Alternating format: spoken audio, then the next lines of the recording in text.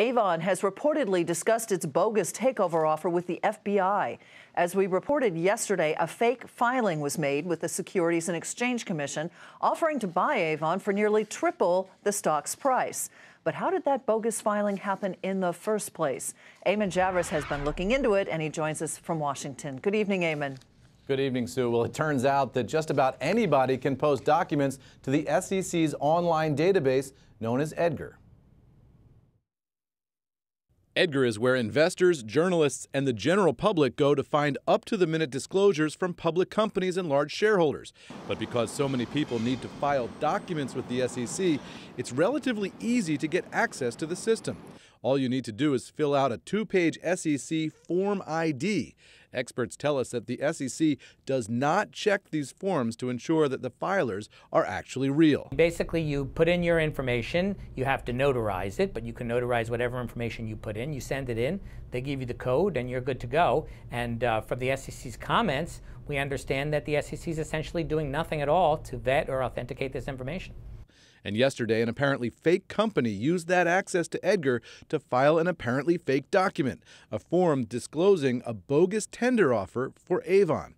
That sparked a wave of volatility in Avon stock, which, even after the hoax was debunked, ended higher.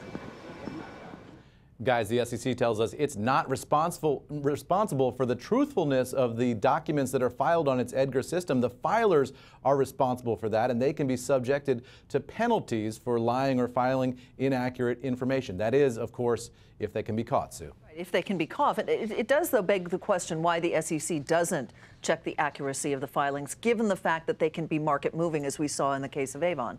Yeah, absolutely. And there's two reasons for that. One is just logistical, right? Because you get thousands of filings every single day over at the SEC. The manpower and resources that you'd have to do and the expense that would cost is enormous. And then the other one is getting into this, policing what's true and what's not true in every corporate document that's filed out of thousands of documents. The line between where corporate spin ends and a lie begins is kind of a fine one, and you get into a lot of judgment calls. The SEC clearly doesn't want to get into that business. If I read between the lines here, the answer to my next question is yes. Could this happen again? But let me also ask you, what more do we know, if anything, about who may have perpetrated this? Well, we don't know much, and you're right. The answer is this could happen again. It could happen on Monday because this process is still in place. And as far as who did it, I mean, this is a classic whodunit, and we don't know. The SEC will have some information forensically to kind of start with here, including they'll probably have the IP address of the computer that uploaded the bogus form, and they probably have the email address that they sent the EDGAR credentials to in the first place when they filed a fake company name with the SEC. They sent that information to an email address.